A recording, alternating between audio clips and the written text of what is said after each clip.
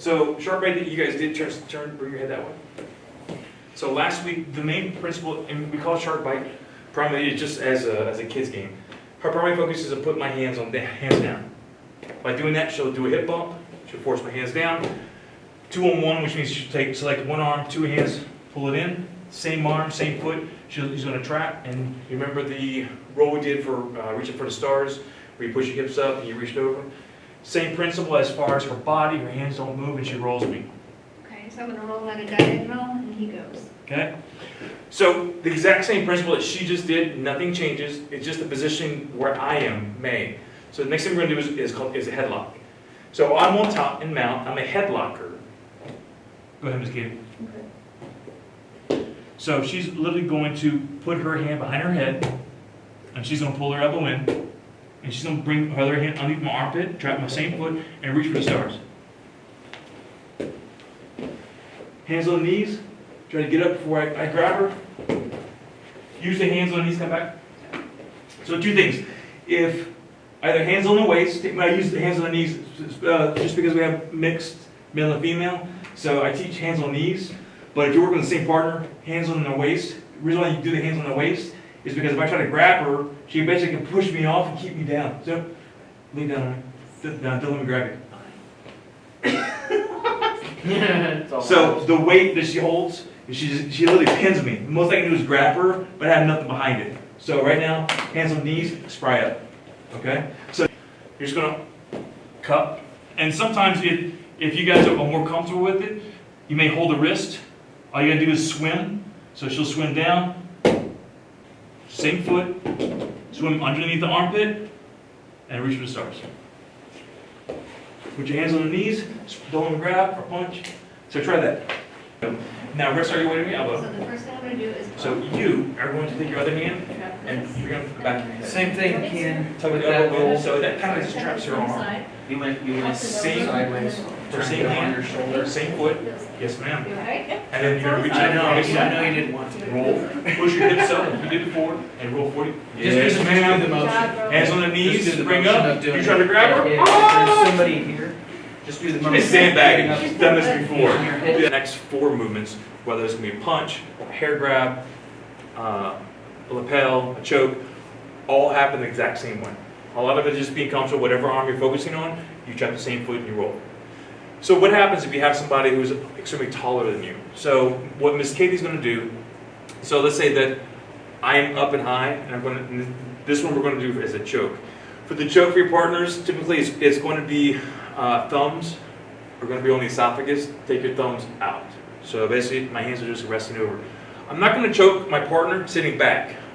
If your person's going to put weight and put severe pressure, they're going to be leaning over. This is why it's important to make sure that you're realistic with your partner. Don't just place your hands here. It'll still work, but a lot of it is it's a whole different feel if the person really starts putting weight in. So what Miss Katie's going to do is show koala. So her goal is the exact same thing. Put my hands on the mat. She'll do a hip bump. Koala, she's going to reach up like backpack, hands on top. She'll slide her head up. Only reason being is because I am so high up. If she wanted to do a shark bite, He's too high. I'm really too high up. So a lot of it is she needs to slide her head up, freeze. Her dominant hands are going to hold my body. And the reason for this is that way I can't push her off. So she really wants to put her head in, so I can't try to punch her and push her. She'll stay here and she's going to swim over my other elbow. She'll put it against her abdomen, and she's going to trap the foot and roll. So there you go. Yes, ma'am. Yes, ma'am. Freeze. You got the hand in. And then grab your other hand. Okay, switch. Oh, I'm sorry.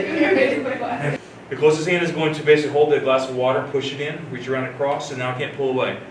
If it's 2 hands, the exact same thing because my body weight is back. She'll reach over, grab my wrist.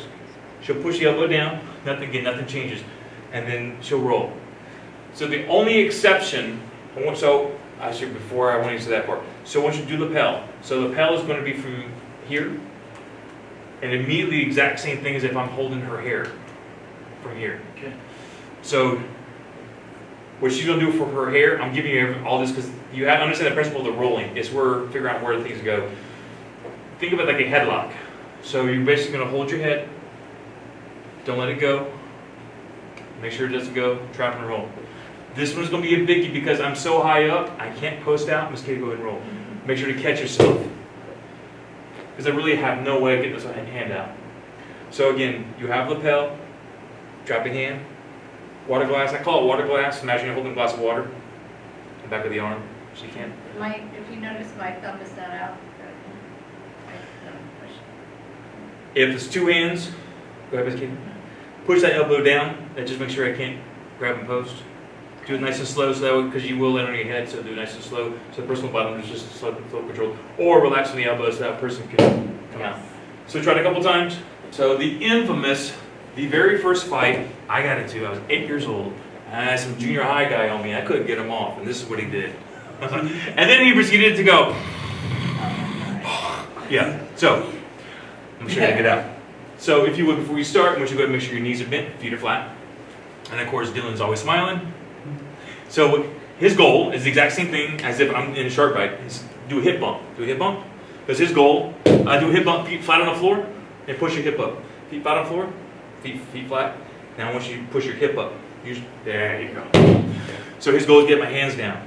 What I'm going to do is I'm going to hold, he's going to do the exact same thing. My hip is not on him. Let's go do a hip bump. If I don't let go, I'm going to hit my nose. And don't forget, your partner, turn your head. So as he does this, Dylan's goal is to hip bump me. As he does, he's going to force his elbows in and down. Okay? So Dylan will do the exact same thing all over again. Whenever you're ready, hip bump and throw your elbows down. There you go. Now again, partner, turn your head. Okay? So last time, so Dylan's going to hip bump and wrist down. Throw your wrist. Throw your wrist. Throw your wrist. There you go. At this point, you can koala or reach up and do shark bite. Just shark bite right in and roll. Boom. Okay? Nice. Really holding any weight on me. She literally is bringing her heels in tight. She's putting her arms out comfortably. And if I try to move, she basically is attached to me and really have no pressure. If I try to push her arm, swim through. If I do two hands, swim one at a time. Or if I try to push off, swim one at a time. So do her portion real quick. This is a good way to make sure that the person on bottom, you don't want to hurt them, but you want to basically hold them down. Corey's the person I'm trying to hold down. I like him, but I'm scared he might bite me, because that really is the only thing he can do. Take your sternum, and basically you're going to roll it, and basically going to hold him down. That's the only difference that you need to do. So other than getting bit, you can still pin their head away. But just hang out right here. I don't want Corey just to get a workout, but I just want you to know how comfortable and easy it is to hold someone down just by doing this. Okay? Just a bit of him. So literally my knees are up, and I can squish them in. But that's really helpful. It's part of the reason why I couldn't. The difference is now you're having your hands out. Like that much, yeah. Again, so he's got his weight on me. I'm going to grab two on one. Follow my thumb, make a huge rainbow, push it away, and a huge rainbow over, and then onto right here on my sternum. And then we are just going to up and roll onto our shoulder. So, yep, put it over, in, good, yes! Wait, I got you! There you go. Nice. I get out and loose. Ha-ha! Now I want us to go well over. So punch. So what she's going to do is two things. Remember we talked about using the legs in order to control distance. So she'll keep a close guard. She's going to control my head and the arm that's getting hit. She'll put her hand on the abdomen. She'll tuck her chin and she'll elbow in. She'll control my head. So now, truly, I'm carrying all of her weight, and I can't punch her anymore. If you notice, I've got my ear to his ear, because if there's gap, we're gonna get our heads knocked. It was kind of disgusting. She took this knife and a surgery, and then she attached it. It's gross. So, if I happen to have a really good long reach, I'm hitting her in the back of the head. It's annoying her. She'll control my head first. She'll move her head and her arms to the other side. Now I have this side. So what I want you to do right now, control the head first, then the arm, then the head. I have a really good base. So when I go to switch sides, I'm going to pull Corey down, the legs and switch, And then I'll pull him back up on the other side. So that's what I mean by using your legs, especially the person about your own weight or stronger.